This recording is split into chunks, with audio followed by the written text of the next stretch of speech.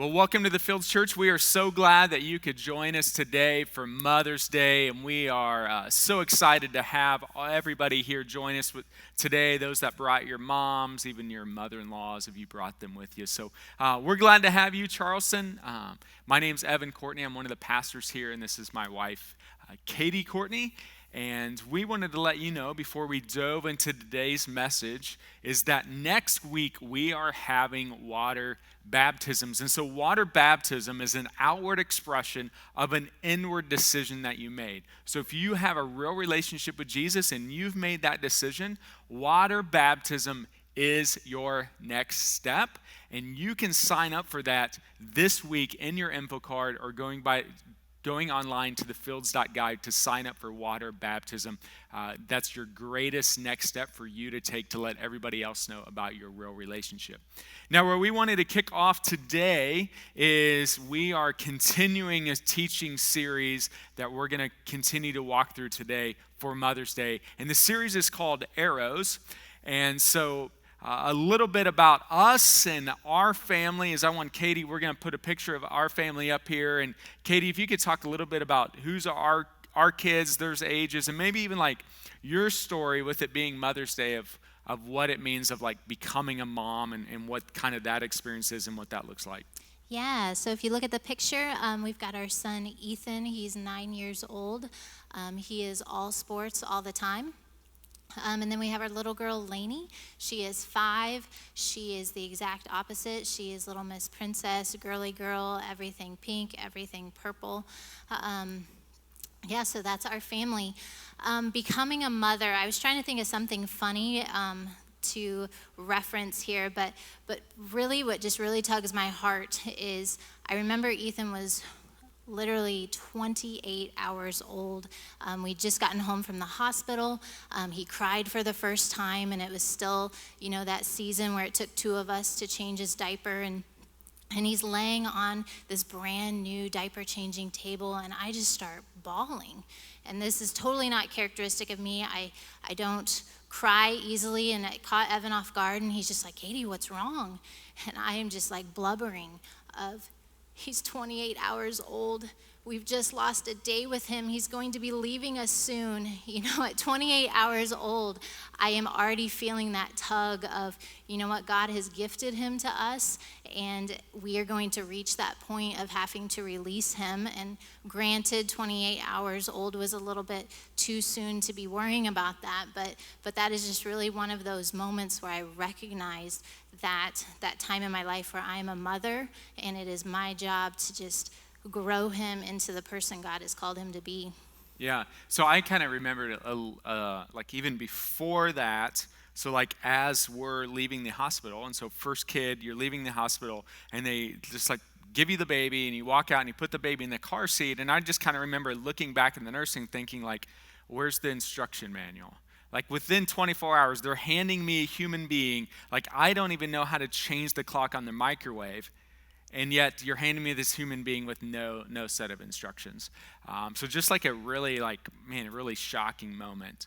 And then I remember when we were pregnant with our second child, and we're going into the ultrasound.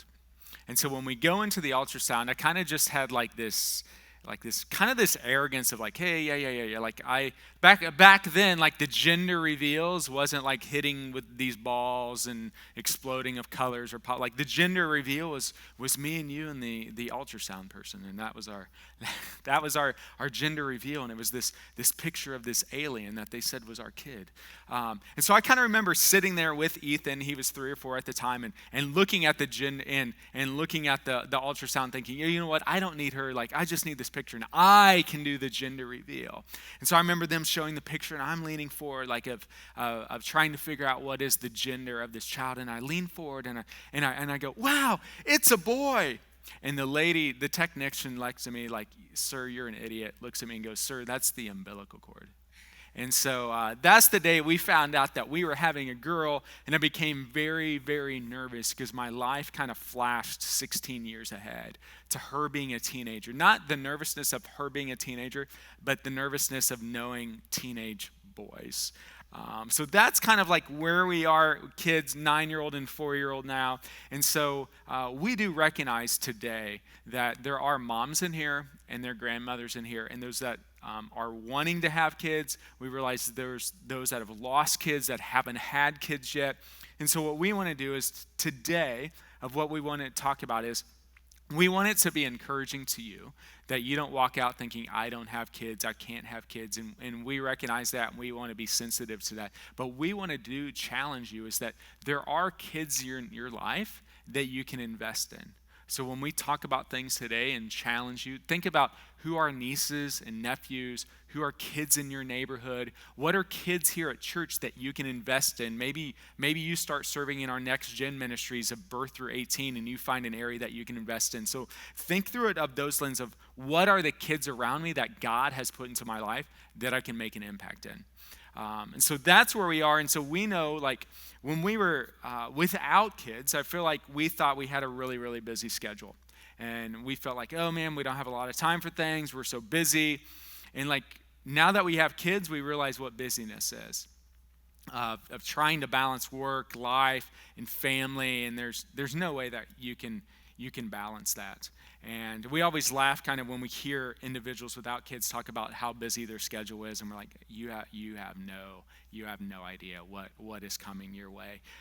And so we're continuing this series of arrows of living towards the target. And so we kind of as looking at arrows now, like I've not ever shot a bow and arrow. I've never even picked one up, except earlier today I was trying to figure out like which way do I hold this.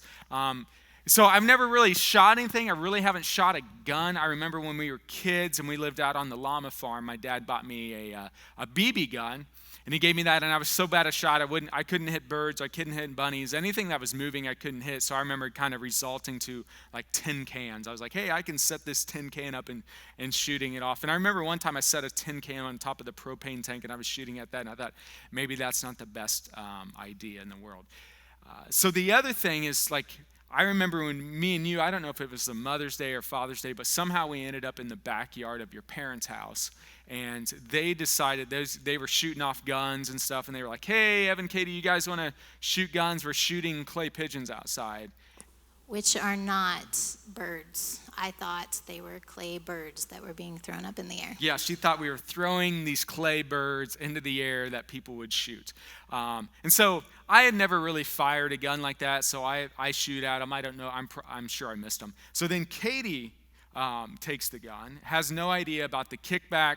So she fires and shoots. I have no idea where it went. But then behind us was me, your brother, your brother-in-law, and your dad, my father-in-law. And so we were standing behind her. She shoots, and then it kind of kicks back. And then I don't know if she like turned us to like, how did I do? And she turns like this, and she turns the gun towards us, and all of us like hit the deck. So we don't know a lot about shooting or arrows and guns, but today the good thing is we're not talking about that. We're talking about family and shooting arrows of family. And so the first week, Pastor Travis talked about aim of like with your family, like what are you aiming for? Last week we talked about release, that you have to release the arrow, that you can't hang on to the arrow forever. Like you've got to release the arrow.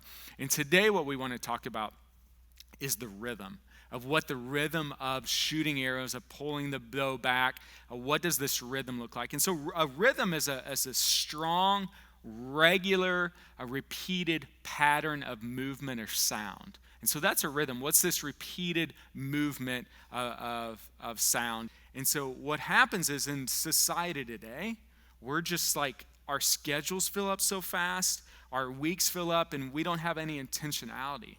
And so there's not this rhythm to our life. We're busy. And I think today, if you ask somebody, how did your week go? 9 times out of 10 people are going to say, oh, I was really busy. Like we take this badge of honor of busyness as, oh man, I must be doing something important in life because I'm busy. And if I don't say I'm busy, then it looks like I'm not doing something. So maybe you feel that same way. It's like you've got kids' activities, sports, work meetings. You're trying to fit in family things today, and it's just like your calendar and your life is busy. and there's days and weeks and years are flying by with no intentionality. So the question isn't how do we get more time? It's what do we do with the amount of time that we have? And so rhythm is how we arrange that time. And so every family has a rhythm of how you arrange that time, whether you do it on purpose or not, that just happens. So let's dive in to see what the Bible says about this time and what our rhythm should be. And so we're going to look at here is first in Psalms 127. It says, children are born to a young man are like arrows in a warrior's hand. So the kids are the arrows, and the parents were the archers, or were the warriors. And so I like what he says 2 verses before this. In the second verse, it goes, it is useless for you to work so hard from early morning until late at night, anxiously working for food to eat, for God gives rest to his loved ones. And so a couple things here is if our kids are the arrows, there's 2 types of arrows. There's early morning arrows, and there's late night or night owl arrows. And so just to know, like, all of your arrows are different. All of your kids are different. And not to feel the pressure to put your kid into being a certain kind of arrow. That's what I'm reading from here. Is like there's different types of individuals, so don't force them to be something. When God created the world, he didn't create 1 million llamas, which would be amazing, by the way. No, he created all different types of animals. So he's not saying getting up is bad, and he's not saying going to bed late at night is bad. But what he's saying is if you get up early and stay up late, that is bad, and that's not what God intended for us, and it messes up the rhythm. So what you do is you actually end up burning the candle at both ends, and your rhythm is this busyness and this schedule. And so there is a time for everything, and there is a rhythm to everything. And I like what this Ecclesiastes verse is, and you can feel this rhythm and this pattern that God has ordained for us in our lives that we have to figure out. And he says this, he goes, there is a time for everything and a season for every activity under the heavens, a time to be born and a time to die, a time to plant and a time to uproot, a time to kill and a time to heal, a time to tear down and a time to build, a time to weep and a time to laugh, a time to mourn and a time to dance, a time to scatter stones and a time to gather them, a time to embrace. And he continues to go on, and you can kind of just see this cadence. You can see this rhythm that's built into it. And so God designed us for a rhythm. And so now the rhythm that God has for us is custom for each one of us. He's designed a specific one. There's no one-size-fit-all rhythm. So because the calling on your life is different than the calling on my life. And the calling on your kids' life is different than the kids that live next door to you. And so your family calling is different. So your rhythm's going to be different. So don't compare yourself to the person sitting next to you and what they're doing with their schedule, because you're completely different. God has called you differently. And so what we want to talk about today is like, how do you create that family rhythm? And there's 5 things that we want to look at. And the first one we have to start with is write out a vision. Like parents, I think we're really, really good at rules, but we're poor at vision. So what happens is if we have all rules and no vision in our family, it leads to rebellion in our kids. Look at Proverbs 29:18. Where there is no vision, think about it in your family. When there's no vision, the people perish. Where there is no vision in your family family isn't pointed towards something, your kids will perish. Your kids will just go off. They'll rebel. They won't have anything inside of them to live for because of this. Look, your kids don't only need rules to live by, but they also need a reason to live for. So your family has to be shooting towards something. What are they living for? Give them that vision. Katie, what are some things do you think that we've been able to kind of use, or do you think in general, like families needing some kind of vision, something to shoot towards?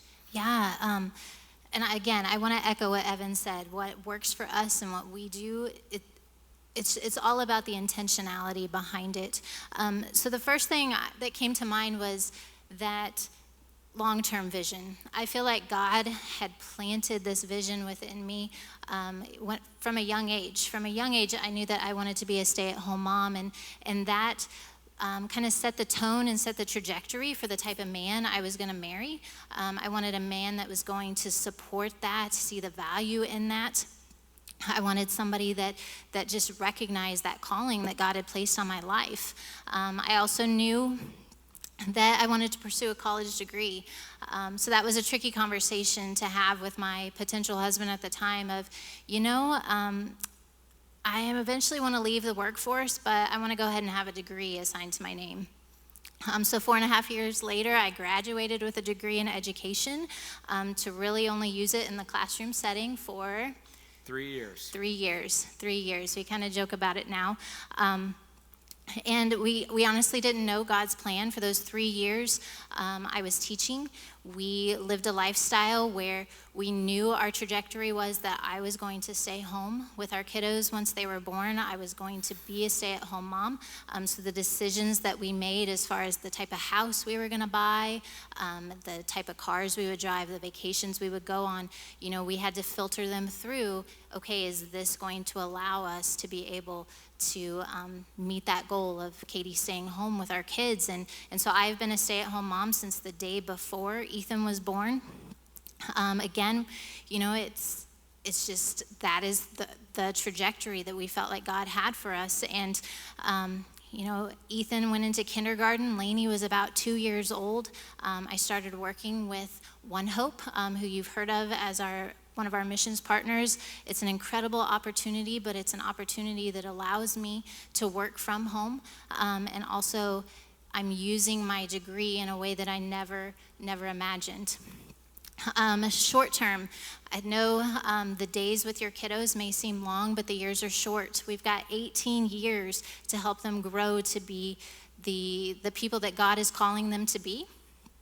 So we challenge ourselves to list out, whether it's a mental list, a physical list, what type of kids are we raising these kids to be, and kind of group them into targets. And for us, those 3 targets are that we are a family that's continuously growing in our relationship with Christ, that we live a life of generosity, and that we experience life as a family. And I feel like when you have those set targets, you're able to filter out some of the noise that tries to take over, and the decisions you make, you're just thinking, is that helping us reach that target? And then did you have something? Nope. And so I think here's one of the tools that we use to help us. It's more like an accountability tool for us, and the kids like checking off things. And so Katie found this idea, or created this idea of every quarter we're going to write down what are the things that we want to do to make sure that we're big on having experiences for the kids, less on possessions and more on experiences. So this helps us to know, hey, these are experiences that we want to have, and so we put it on a board, and they know that it's sitting there, and they oftentimes will remind us, hey, we were going to go sing Christmas carols, and we didn't sing Christmas carols. So it's more accountability on us of like, hey, let's do these things, and we check mark those. So yeah, and I think, if you look at this list, not every season are we able to check everything off the list, and that's okay. But what this helps us do is to just be intentional with what we want. It's not what school is wanting added. It's not what sports schedules are. It's not what extended family wants. It's not what our friends want. But it causes us to stop and look at what we want. And it also causes us to just be intentional with our time. It's intentional with, we've got this chunk of time. What off the list could we do? If you look at this list, majority of it doesn't cost that much. So don't think, we can't do this because we can't do something every season, go somewhere every season. We're getting ready to make our summer list, and I guarantee you, in the top 5, it is going to be water balloon baseball, because that's just something we do. It costs 98 cents for a bag of balloons. Lainey's hitting the balloons off the tee. We're tossing the water balloons to Ethan. It's just something that we enjoy doing together as a family, and we are making a point to do that. Good. So that's write down a vision. So for us, this is what writing down a vision looks like. So it doesn't have to be crazy. It doesn't have to be a mission statement with all these values written. This helps us keep pointed. So the next one is how to create a rhythm, is to create a schedule. So now that you kind of have this vision and you know what you want to do, create a schedule. So Psalms 90:12 says this: teach us to number our days so that we may gain a heart of wisdom. So you have limited amount of days. So what are you going to do in those days? So we have a limited amount of time, and once you spend it, it's gone. So how can we be more strategic about what we're doing on those days? And so check this out, is tell your time where to go instead of wondering where it went. So what I want to challenge you is to tell yourself, like, what are you doing on Monday? Instead of looking back and saying, what happened to Monday? So you're in charge of your calendar. Nobody else is. If you get overbooked, it's your fault. Nobody else's. You can say no just like you can say yes. I love what the New York Times bestseller and Christian author Bob Goss says. He says this: every single Thursday, I quit something. And so what he does is he just gets in the pattern of saying no, like I'm going to say no to things. So don't fall into the trap of thinking, you know what, my life's the exception to that. You just don't understand, Evan. I just got a lot of busy things. I do understand. I have 2 jobs. Casey stays home. She works another job. We have kids. We have sports. We have church, and we get that. So I don't think there's an exception to that. So here's typically how, if we want to get really practical, of how a typical schedule happens, of filling out a schedule, is the first thing that we put up here. We can go ahead and click on that. Is we fill in our calendar with work, and then the next thing is this: is that we put in kind of these family, like, hey, this is sporting events. This is maybe there's a night here of sports, and there's sports on, or some kind of family activity on the 18th. And then the next thing that we add on is, hey, what are some other activities that we're part of? And then we look at this and say, okay, now, like, we want to go to church. Oh, well, we've already got this booked with some kind of activity, or we want to get into a group. But so what happens is it just begins to fall apart in your schedule, and what's left, you're saying, is for where God fits into this. And so I think a different way is to kind of flip that upside down. And Matthew 6:33 outlines this and says, seek the kingdom of God above all else. Other versions says, seek God's kingdom first. So I think a different way of doing your calendars is looking at the things that you value and putting those on first. So I think what you could do is saying, you know what, we value God, and getting together with God's people is, hey, I'm gonna put number 1 on my schedule is gonna be, I'm gonna go to church, and I'm gonna go to the 10:45 service, and I'm gonna get involved into a group, and so I'm gonna put that down. And then the next step is I'm gonna put some family activities, like I want to have a meal together as a family 3 times a week, so let's go ahead and put that up. And then I want to have like a family day out. We're gonna go do something or have something at home, but just say it's for family, and we're gonna put that on Saturday. And now you can fill it in with those other things, like, hey, now here's work. And now I can look at the schedule and say, okay, now based on this, there's this sporting activity or this school event coming up that our kids can be a part of or they can't. Does that work into this schedule? And so if it does, you can plug it in. If it doesn't, you can say, you know what, we've already outlined our values. It doesn't fit into there. It doesn't get onto the calendar. And so the next thing is this, like, you're the gatekeeper of your calendar, is that not everything that you can do means that you should do. Just because you can do it doesn't mean that you should do it, because it'll overload your schedule. So you have to think about what are you aiming at? So if the target for you is a bigger house, then your schedule is going to reflect that, so you can make more money to get that bigger house. If you value a life of generosity and that's your target, then your schedule is going to reflect that.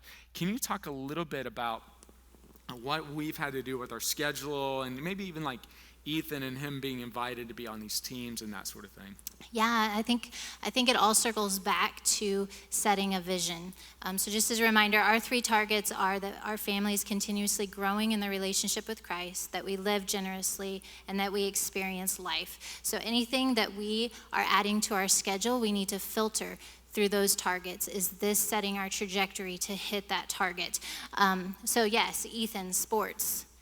Stay with me, okay? We love sports. Ethan loves playing sports. Evan loves coaching sports. I love cheering for Ethan. Lainey loves snow cones. So we love going to sporting events. Ethan's athletic. He's good at it. It's something that he genuinely needs.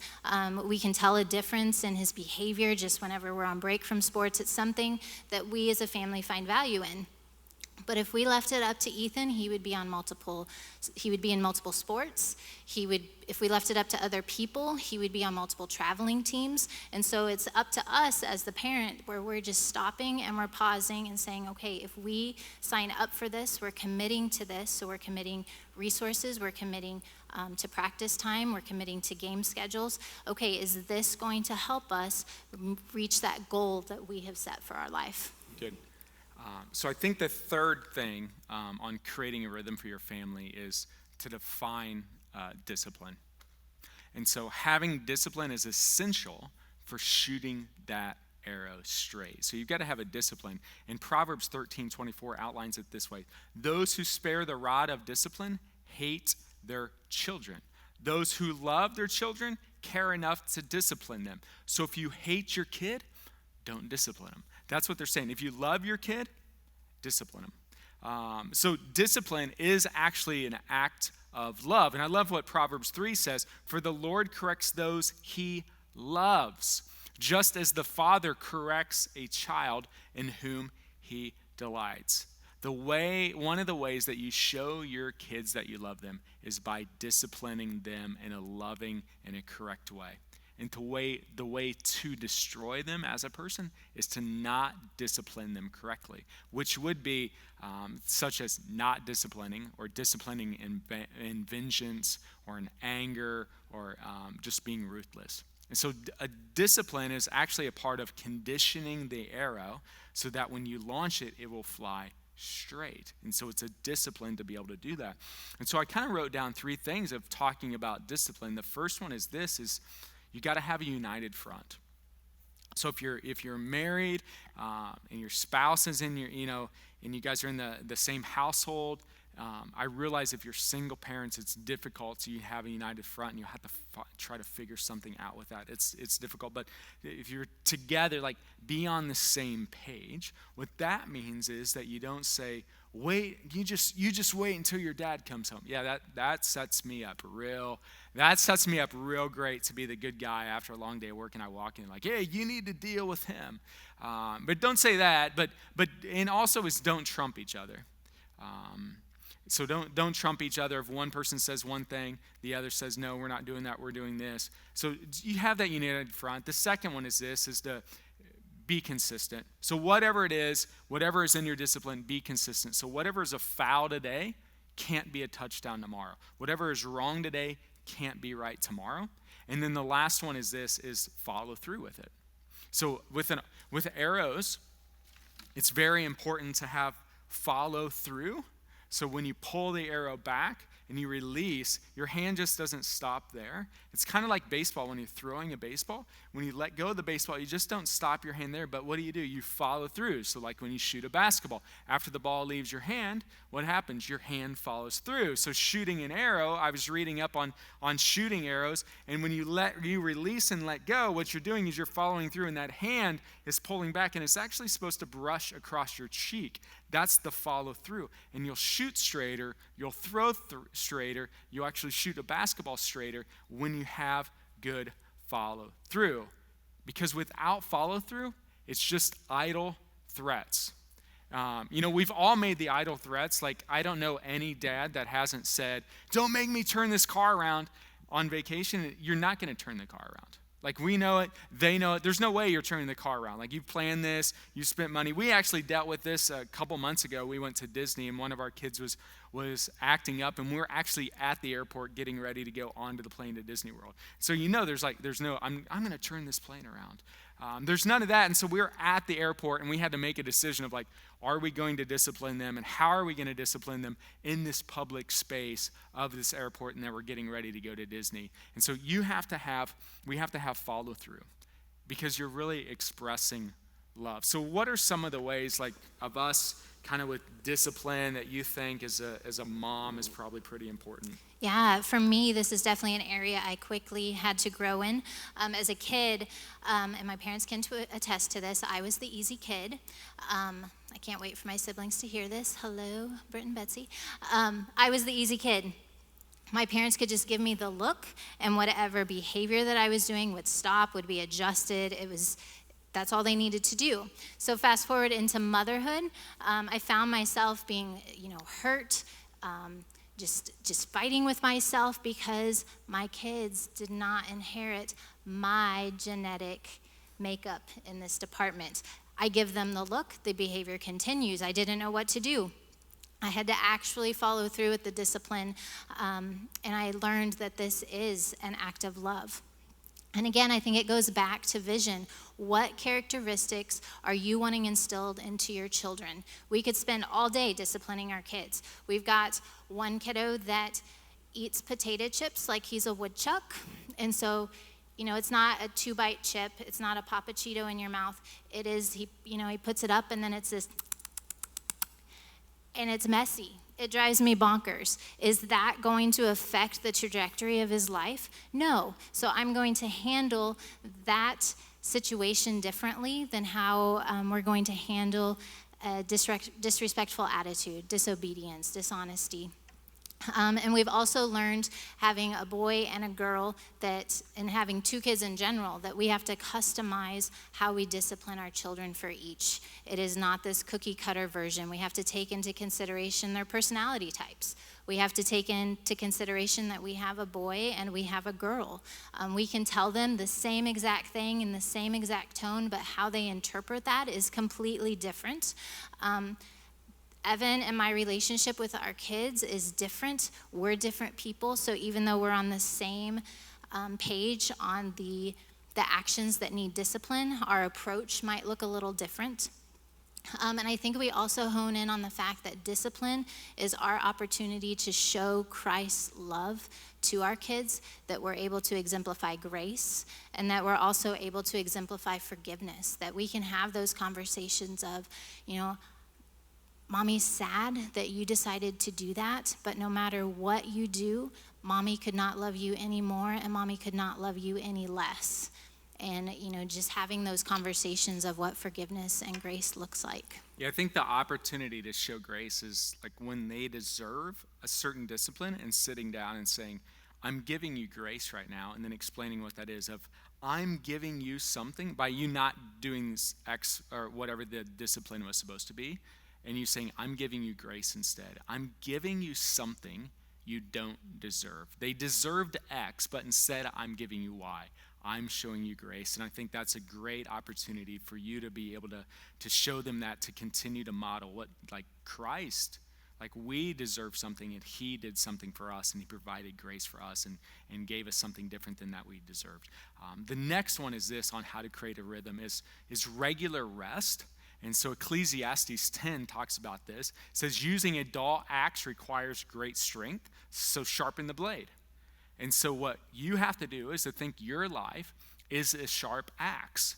And so if I'm taking a sharp axe and I'm going into the forest, and the first tree I hit, it's a sharp axe. Every tree after that I try to cut down. My axe is getting duller and duller and duller after every tree, and it's taking more strength after that first tree because the axe is getting duller, so it's taking more strength. So what regular rest is you have to stop, pause, and sharpen the blade. Like you have to take time and say, you know what, I'm going to stop cutting these trees so I can sharpen the blade so it's easier to cut trees. And I know that math doesn't work, but at the end of it, you're going to be able to knock down more trees. And that's the same with your life, with your schedules. You've got to pause. You've got to put margin in your life so that your life isn't filled up to the end of the page. Because what happens is you want to provide margin in your schedule so that you can take those opportunities that come at hand that you normally wouldn't be able to take. And so for us, there was 6 or 7 years ago, there was this hurricane that was heading down towards Louisiana and New Orleans. And so we knew this hurricane was coming, days in advance. And so we actually contacted one of our missions partners, Convoy of Hope. They do disaster relief. And they said, yes, we're going into that area as the hurricane is pulling out. If you guys want to meet us there, you can be a part of this. So within 24 hours, we were able to contact a couple people in the church, a couple of our pastors, jumped into an RV and spent 5 days. As this hurricane pulled out, we were immediately one of the first responders in there. And so we were only able to do that, and the people in this church were only able to do that because they allowed margin in their schedule. If they were, if they would have said, you know what, man, my schedule's completely booked up, they wouldn't have had that margin, and they would have missed an incredible opportunity. And so I was reading about the Team USA archer, the coach, talks about this rest and talks about breathing, and talks about that right before you shoot an arrow, you take in a full 100% of your breath, and you take it in, and then when you pull the arrow back, you release 50% of your air, and then when you let go, when you're doing your follow-through, you release the other 50%. So the correct method of breathing is an essential part, he says, of aiming the arrow. And so for us to shoot arrows straight, we have to have this regular rest. So for you, Katie, what's that kind of look like, or how do you help us as a family have that regular rest? Yeah, I feel like my position, I need to own this space. Ladies, we're married to these incredible men that are working incredibly hard, and they are looking through this lens of wanting to provide for their families. Men, you need to hear this. We're not nagging when we talk about family days. We're not nagging when we're talking about vacation. It is us saying, we see how hard you're working. We love your heart and wanting to provide for our family, but we want to release you from that expectation of us just wanting stuff, and we just want time with you. We just want to spend that time with you. Ladies, I feel like we're just kind of that barometer. We need to recognize when that time for our family just to be is needed before it is needed. We need to be intentional about just that time that we can have with each other, and that opportunity to relax for us. If we stay at home, chances are we're going to end up working. We're going to be doing something around the house. We might retreat to different areas of the house, and inevitably it's going to end with the kiddos squabbling. So for us, we need to remove ourselves from our home, get in a place where I don't have to clean the house, get in a place where he can just check out from work, and that we can just be and kind of put ourselves in that bubble of just the four of us where we don't know anybody else. It's just the four of us, and we have to have those, we have to have conversations with each other. We have to engage with each other. So that's just kind of how we do that. So then let's go to the last rhythm to create, and the most fun one is the steady romance. So Proverbs 5:18. He says this, let your wife be a fountain of blessing for you. Rejoice in the wife of your youth. And so pursue the one that you have already caught. So don't allow the familiarity of each other lead to lack of intimacy. So don't allow, being with that person all the time to die that out. So any relationship, friend relationship, a marriage relationship, what happens is this thing called drift. And it immediately happens, and you don't have any intention on it. You may have an aim and a direction, but due to the regularity of being with that person, you always kind of lean, and there's a drift that goes away from that person. The NFL football coach, famous football coach Vince Lombardi says it this way: when you've strayed away from the basics, you've gone a long ways towards defeat. So during engagement, during courting or whatever it is, like you're doing the basics. You're dating, you're courting, you're thinking about that person. And then what happens is you get busy. You get busy with work. You get busy making kids. You get busy paying the bills. And you get busy and other things come in. And the natural course is to drift. And so you're drifting when you start saying things inside of you. It just doesn't feel the same. Things aren't clicking. It's not what it used to be. And you get into the mundane. And so what you have to do is do a course correction. Now, how many would say that your marriage is important enough to put 1% of your time towards it? Yeah, all of us would. And so 1% of your week is an hour and 40 minutes. So what if you said, you know what, to keep this steady romance, I'm going to focus an hour and 40 minutes on this relationship, because you are automatically drifting, and so the hour and 40 minutes would be course correction. And so this is an hour and 40 minutes together, without kids, not talking about calendar, not talking about kids, not talking about bills. This could be in the house, out of the house, on a date, not on a date, but just start somewhere because of this natural drift. Now, I won't talk more about steady romance because my Katie's mom and my in-laws are in the room, so we'll just kind of leave it at that. But what do you think, Katie? Like, what's some of those things with steady romance? Yeah, probably a year ago. Yeah, it was about a year ago. Ethan and I signed up for the Survivor Challenge at the Y. And about that time, we started trying different classes that the Y offered. And while this is not this huge romantic gesture, and probably half the time we can't even talk to each other, we really recognize that spending this intentional time together has strengthened our marriage. Again, it has nothing to do with the why. It's not some magical thing that happens when you walk through those doors, but it's what it represents. For us, we're protecting that time that we have together. For me, I don't have mom guilt when I walk in because my kiddos enjoy going and they like playing and being in child watch, so I can just release myself from that. I know Evan is going to show up, and again, it's just something we're doing together. Evan was traveling a couple weeks ago, and I was like, oh, we'll still go to the Y, I'll still go to class. And while I enjoy going, the desire to go just wasn't there because, this is something we do together. I enjoy like showing up and he's there and we're able to talk and chat. I enjoy spending that time with him. Yeah, so we've been doing that. It's like 3 classes a week, and we've been doing it for a year. And this was actually the first time that I've really ever exercised on a regular basis. I know what you're thinking. Like, you've been looking at me like, wow, like you're really buff. Like, I can't believe this is the first time that you've actually been to a gym. And so actually I've got a hint for you guys to help you today. Like, instead of going to the gym, if you want to look buff, what you can do is just wear 1 t-shirt size smaller. So that can help you. So that was just one of the things that we've done to kind of help that. Like, we go and work out and it's just us together. Now there are probably 18 other people in that room, but it was something that we did together. And so that's one of the ways. So what you have to do in this whole of creating this rhythm is it has to be intentional about your time instead of wondering where your time went. And building a good rhythm will be able to do that because you're busy, I'm busy, we all kind of have that, we're all busy. And so we have to create a rhythm. And so look at this last verse I want to share is Joshua 24. He's talking about this. For me and my family, we will serve the Lord. And he's saying, like, this is what we're doing. This is our banner. So could you imagine if all of the families in here, all of the singles in here said, you know what, I'm going to create a rhythm for my family. I'm going to create a rhythm so I can shoot these arrows straight. I'm going to develop some values. I'm going to create a schedule. I'm going to define the discipline.